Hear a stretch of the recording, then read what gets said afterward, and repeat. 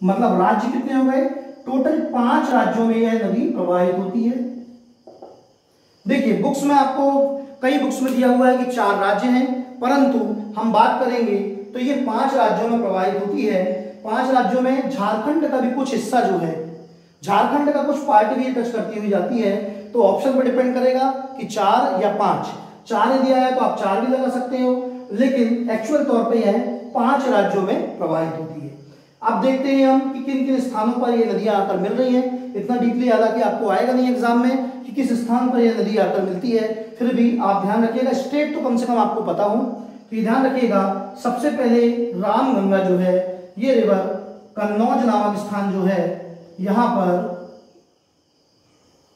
आकर मिलती है उत्तर प्रदेश में। उसके पश्चात हमारी जो गोमती रिवर है, गोमती नदी जो है हमारी, ये गाजीपुर के पास आकर मिलती है। उसके बाद में तीसरी हमारी नदी है ये छपारा नामक स्थान, छपारा नामक स्थान पर आकर मिलती है। रामगंगा मिल गई कन्नौज में, गोमती मिल गई गाजीपुर में, हमारी जो घाघरा रिवर है ये छपारा में आकर मिलती है। उसके पश्चात गंडक रिवर ये हमारी मिलती है सोनपुर में। गंडक रिवर जो है ये हमारी आकर मिलती है सोनपुर में। उसके बाद में गंडक के बाद में कोसी नदी, यहां जगह का नाम है कुर्सेला, यहां लिख दे रहा हूं मैं, कुर्सेला बिहार में पड़ता है, वहां पर आकर मिलती है। फिर ये जो महानंदा आखिरी नदी है, ये महानंदा जो रिवर है ये मिलती है आपकी पश्चिम बंगाल में मचकौनी या मचकैनी नामक स्थान पड़ता है, इस मचकैनी नामक स्थान पर आकर मिलती है। तो देखेंगे रामगंगा रिवर उत्तर प्रदेश में कन्नौज, गोमती रिवर यूपी में गाजीपुर, घाघरा रिवर यूपी में छपारा, गंडक रिवर सोनपुर बिहार, उसके बाद में कोसी बिहार, बिहार के कुर्सेला में, और फिर बाद में महानंदा पश्चिम बंगाल के पास मचकैनी नामक स्थान पर मिलती है। तो ये हमारी नदियां बाएं तट से आकर मिल रही हैं। अब इसके बाद में हम देखते हैं कि गंगा नदी में दाहिनी तट से कौन कौन सी नदी मिलती है। तो ये ध्यान रखिएगा, इस उत्तराखंड क्षेत्र में हमने यहाँ बताया था आपको कि इसी के पास देवप्रयाग के पास एक ग्लेशियर था जिसका नाम था यमुनोत्री। इस यमुनोत्री ग्लेशियर से एक धारा बिल्कुल गंगा नदी के समानांतर आती है। ये ध्यान रखिएगा, ये जो ग्लेशियर 3 बनाए थे उनमें से यमुनोत्री ग्लेशियर जो छूट गया था, उस ग्लेशियर से बिल्कुल गंगा नदी के समानांतर एक धारा आकर मिलती है। यह धारा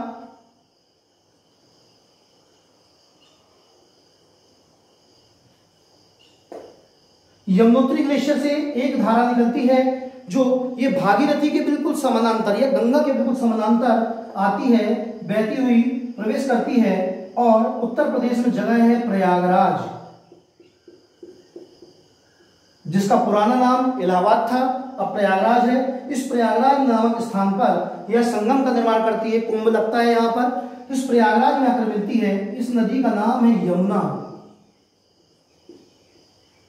तो हम ये लिख सकते हैं गंगा की सबसे लंबी सहायक नदी, गंगा की सबसे लंबी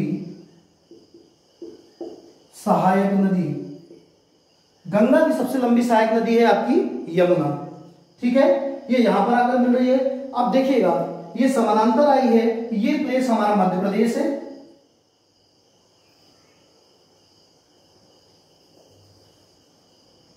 जब मैं मध्य प्रदेश की नदियां पढ़ाऊंगा तो उसमें सारी नदियों को मैं विस्तार से समझाऊंगा, या मोटे तौर पर जो बड़ी नदियां आकर मिलती हैं गंगा में उन नदियों पर हम प्रकाश डालेंगे। तो ये मध्य प्रदेश में सबसे पहले बात करेंगे तो यहाँ एक पर्वत होता है जिसका नाम है मैकल पर्वत, सतपुड़ा मैकल श्रेणी है।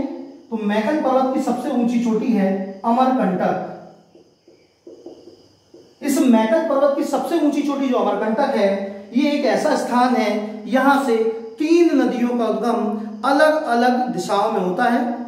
इसको हम एरियल प्रवाह के नाम से भी जानते हैं, अभी मैं आगे वीडियो में आपको बताऊंगा। तो 3 अलग अलग नदियां निकलती हैं, जिनमें से 2 प्रमुख नदी, एक हमारी ये नर्मदा निकल जाती है, पश्चिम की ओर जाती है, और दूसरी प्रमुख नदी जो मुझे बताना है, यह नदी यहां से प्रवाहित होती है और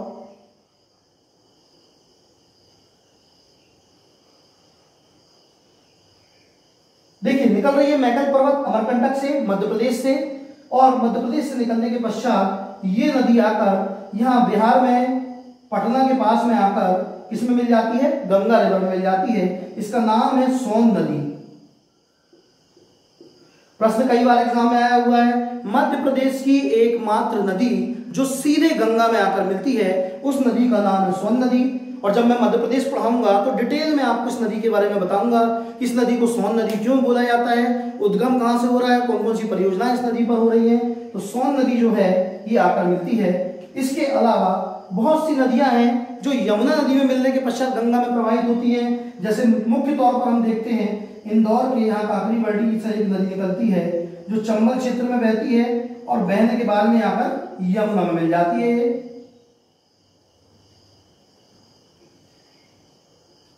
यमुना में आकर मिल जाती है। इसका नाम है चंबल रिवर। चंबल नदी से भी एग्जाम में बहुत सारे क्वेश्चन आते हैं कि यदि आप घड़ियाल देखना पसंद करते हैं तो आप निम्न में से किस स्थान पर जाना, तो ये ध्यान रखिएगा चंबल नदी जो है इसमें बहुत अधिक घड़ियाल पाए जाते हैं। और घड़ियाल के अलावा चंबल नदी महाखड़ बीहड़ों के लिए जानी जाती है। बड़े बड़े बीहड़ बने हुए हैं जो दस्युओं की शरणस्थली है। बहुत सारे डकैत जो है हमारे यहाँ पर शरण लेते हैं। तो ये चंबल नदी से बहुत सारे क्वेश्चन आते हैं आपके। तो ये चंबल नदी यमुना में जाती है और यमुना के पश्चात आपकी गंगा में मिलती है। अब मैं ज्यादा तो डिस्कस नहीं करूंगा, नहीं तो बहुत ज्यादा कंफ्यूजन होगा। अभी बस ये ध्यान रखिएगा कि सोन नदी जो है ये मध्य प्रदेश से आकर सीधे गंगा में मिलती है और उसके अलावा बहुत सी नदियां यमुना नदी में मिलती है और यमुना के पश्चात फिर गंगा में मिलती है। तो ये इनमें यदि आपको कोई भी डाउट हो तो कमेंट सेक्शन में आप पूछ सकते हैं। एक बार हम शॉर्ट में इसको डिस्कस कर लेते हैं। ये ध्यान रखिएगा, इसके पहले हमने पंचप्रयाग आपको समझा दिए हैं। पंचप्रयाग के पश्चात सबसे पहले आती है आपकी उत्तराखंड में जो हमने बताया था जिम कॉर्बेट नेशनल पार्क है, रामगंगा पहाड़ी। तो ये रामगंगा से रामगंगा नदी निकलती है जो यूपी कन्नौज में आकर मिल जाती है। दूसरी सहायक नदी बाएं तट से मिलने वाली में गोमती है जो आपकी छपारा उत्तर प्रदेश में आकर मिलती है। तीसरी घाघरा जो दो धाराओं में आकर मिलती है और उसके पश्चात आपकी ये गाजीपुर में मिली थी आपकी गोमती। उसके पश्चात घाघरा आपकी छपारा में आकर मिलती है। उसके पश्चात गंडक जो है ये सोनपुर में आती है, नेपाल से आती है आपकी। कोसी नदी जो उत्तरी बिहार का शोक कहा जाता है, ये 7 धाराओं के रूप में निकलती है जिनमें से 3 धाराएं भारत में प्रवेश करती हैं। तो ये कोसी नदी की प्रमुख धारा अरुण है। ये कोसी नदी जो है उत्तरी बिहार के शोक के नाम से जानी जाती है।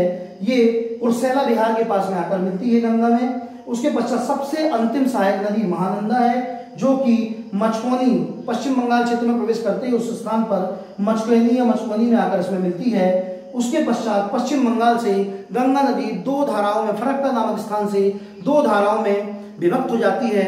मुख्य धारा भागीरथी जो है वो बांग्लादेश में जाती है, पद्मा के नाम से जानी जाती है। और दूसरी धारा पश्चिम बंगाल में प्रवेश करती है जिसे हम हुगली नदी के नाम से जानते हैं। इसी कोलकाता शहर इसी हुगली नदी के किनारे बसा हुआ है और यह हुगली नदी फिर गंगा सागर से होती प्रवेश करती है और बंगाल की खाड़ी में अपना जल विसर्जित करती है। इन्हीं हुगली और मेघना नदी के किनारे के बीच में सुंदरवन डेल्टा का निर्माण हुआ है। उसके पश्चात इसके दाहिने तट से बोला जाएगा तो दाहिने तट से मिलने वाली सबसे लंबी सहायक नदी गंगा की यमुना है। दूसरी नदी की बात करेंगे तो चंबल जो है वो यमुना में मिलकर जाती है, लेकिन मध्य प्रदेश की जो सोन नदी है जिसे स्वर्ण नदी, सुहा नदी नाम से भी जाना जाता है, ये नदी सीधे गंगा में प्रवेश करती है बिहार में और पटना में आकर मिल जाती है। तो ये मैंने पूरा आपको गंगा नदी तंत्र बताया, विस्तार से भी बताया है आपको। इससे संबंधित बिंदु इनसे ही आप सारे क्वेश्चंस निकाल सकते हैं। और भी यदि आपको कोई इसमें कोई डाउट है तो कमेंट सेक्शन में आप पूछ सकते हैं। और इसके बाद में हमने इसके पहले सिंधु नदी तंत्र, ब्रह्मपुत्र नदी तंत्र और आज गंगा नदी तंत्र भी कंप्लीट हो गया है। इसके बाद अगले वीडियो में मोस्ट आईएमपी टॉपिक है हिमालय। हिमालय को मैं डिवाइड करके 2 या 3 पार्ट में आपका बनाऊंगा। सबसे पहले हिमालय का इतिहास, हिमालय की उत्पत्ति कैसे हुई, हिमालय का निर्माण कैसे हुआ है, कैसे हमारा हिमालय, क्योंकि हिमालय को युवा नवीन बलित पर्वत बोला जाता है, नवीन क्यों कहा जाता है, बलित क्यों कहा जाता है, इसमें हम विस्तार से चर्चा करेंगे। इसके निर्माण के पश्चात कितने पार्ट में ये डिवाइड है, कौन कौन से क्वेश्चन आते हैं, क्योंकि इंडियन ज्योग्राफी का प्री और मेंस दोनों की दृष्टि से, मेंस का भी पार्ट है आपका तो मेंस की दृष्टि से भी बहुत महत्वपूर्ण है, अतः इसको विस्तार से ही समझिए। इसी प्रकार ये नदी तंत्र भी बहुत ही इंपॉर्टेंट टॉपिक है एमपीपीएससी प्री और मेंस की दृष्टि से। यदि आपको मेरा वीडियो पसंद आए क्योंकि इतनी मेहनत से मैं वीडियो बनाता हूं, तो मेरा वीडियो यदि आपको पसंद आता है तो प्लीज उसे लाइक करें, सब्सक्राइब करें एवं शेयर करें, जिससे मैं आगे भी और मेहनत करके आपके लिए वीडियो बना सकूं। Thank you very much, welcome.